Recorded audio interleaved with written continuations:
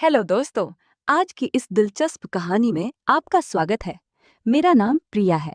मैं 30 साल की हूँ और लोग कहते हैं कि मेरी खूबसूरती देखते ही बनती है। मेरी गहरी भूरी आंखें, नरम होंठ और लंबे घने बाल मेरी पहचान है। जब मैं कहीं बाहर निकलती हूँ तो राहगीर बार बार मुड़कर देखते हैं। मेरा फिगर ऐसा है कि कोई भी एक नज़र में आकर्षित हो जाता है।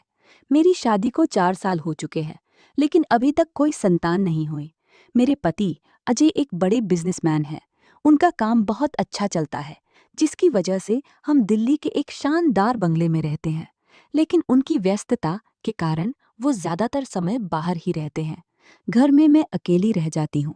बोरियत से बचने के लिए घर में हर तरह की सुविधाएं हैं, बड़ा टीवी, जिम, स्विमिंग पूल वगैरह। मैं खुद को व्यस्त रखने की कोशिश करती हूँ।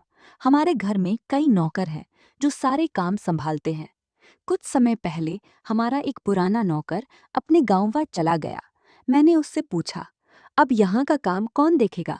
उसने कहा, मालकिन चिंता न करें, मैं अपना बेटा राहुल भेज दूंगा, वो सब संभाल लेगा। मैंने पूछा, क्या वो घर के काम अच्छे से करता है? उसने मुस्कुराते हुए कहा, हाँ, वो बहुत मेहनती है। गर्मियों की छुट्टियों में राहुल हमारे घर आ गया। वो 22 साल का जवान लड़का था। वो झाड़ू पोछा, बर्तन धोना, कपड़े साफ करना, सब कुछ बखूबी करता। मैं उसे कभी टोकती नहीं थी, क्योंकि वो मन लगाकर काम करता था। खाली समय में वो गेस्ट रूम में टीवी देखता रहता। मैं अक्सर दोस्तों के साथ पार्टी में जाती हूँ। एक दिन मैं बहुत देर रात को पार्टी से लौटी और अगले दिन दोपहर 2 बजे तक सोती रही। कमरे में पर्दे बंद थे, इसलिए समय का पता नहीं चल रहा था। जब उठी तो सिर में हल्का दर्द था।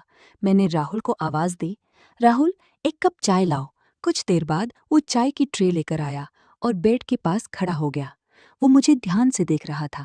मैंने सोचा, शायद इतनी खूबसूरत औरत पहले कभी नहीं देखी होगी। मैंने ज्यादा ध्यान नहीं दिया और चाय पीने लगी, लेकिन वो वहीं खड़ा रहा।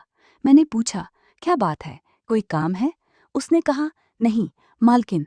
मैंने कहा, फिर जाओ, जरूरत पड़ेगी तो बुला लूंगी। वो चला गया, लेकिन मुझे लगा कि मैंने शायद ज्यादा सख्ती नहीं करनी चाहिए थी। चाय पीकर मैं फिर लेट गई। थोड़ी देर बाद वो ट्रे उठाने आया और फिर मुझे देखने लगा। मैं समझ गई कि उसके मन में कुछ चल रहा है। मैं उल्टी लेट गई ताकि वो अच्छे से देख सके। काफी दिनों से पति के साथ अच्छा वक्त नहीं गुजरा था, इसलिए मेरे मन में भी कुछ जरूरतें थीं। मैंने सोचा, क्यों ना इस मौके का फायदा उठाऊं। घर की बात घर में ही रहेगी। मैं उसे जानबूझकर अपने कमरे के आसपास के काम देने लगी। एक दिन मैंने कहा, राहुल, कमरा साफ कर दो। उसने कहा, मैं तो कर चुका हूँ। मैंने मजाक में कहा, फिर भी धूल दिख रही है, दोबारा करो। वो सामान लेकर आया। मैं टीवी देख रही थी, लेकिन नजर उस पर थी। मैंने पूछा, गांव में क्या करते हो? उसने कहा, बच्चों को पढ़ाता हूँ और थोड़ी व्यायाम करता हूँ। मैंने हंसकर कहा, शरीर से तो पहलवान नहीं लगते। वो भी हंस पड़ा और बोला, मौका मिले तो दिखा दूंगा। मैंने कहा, क्या तुम मालिश अच्छे से कर लेते हो? उसने कहा, हाँ, बहुत अच्छे से। मुझे मालिश का बहुत शौक था, लेकिन हमेशा महिलाओं से ही करवाती थी। मैंने कहा, अगर बुरा न मानो तो मेरी मालिश कर दो। उसने कहा, ठीक है, लेट जाइए, मैं तेल लाता हूँ। मैंने कहा, किचन में जैतून का तेल रखा है, वही ले आना। वो तेल लेकर आया। मैं सीधे लेट गई। उसने मेरे पैरों से मालिश शुरू की। उसकी उंगलियां जादू की तरह काम कर रही थीं। मुझे बहुत आराम मिल रहा था। थोड़ी देर बाद मैंने कहा, क्या सिर्फ पैरों तक ही करोगे? उसने घुटनों की मालिश शुरू की। फिर मैंने कहा, आगे भी बढ़ो ना। उसने धीरे धीरे जांघों पर हाथ फेरना शुरू किया। उसके हाथ कांप रहे थे और मुझे शरीर में सिहरन सी दौड़ रही थी। उसकी हर हरकत से एक अजीब सी गर्माहट महसूस हो रही थी। काफी देर तक वो ऐसा ही करता रहा।